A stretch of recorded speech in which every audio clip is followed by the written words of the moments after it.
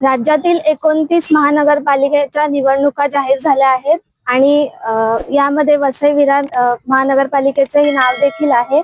सध्या मी उभी आहे वसई विरार महानगरपालिकेच्या समोर।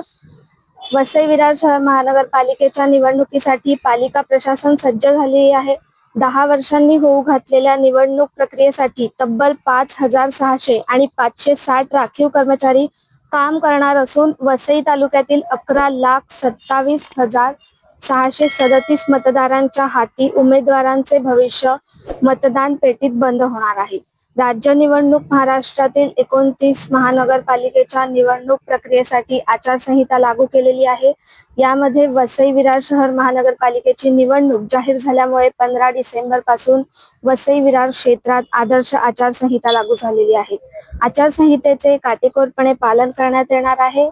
या निवडणुकीसाठी एकूण 1,400 मतदान केंद्रे निश्चित करण्यात आली असून ते 9 प्रभागांमध्ये विभागण्यात आले आहेत।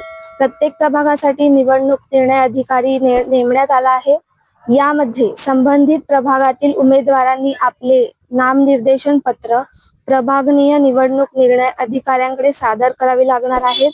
मतदारानंतर ईव्हीएम ठेवण्यासाठी स्ट्रॉंग रूम तयार करण्यात आली आहे। त्या ठिकाणी सीसीटीव्ही कॅमेऱ्याच्या माध्यमातून विशेष लक्ष ठेवण्यात आले आहे। तनया मलणकर, आपलं महानगर, विरार।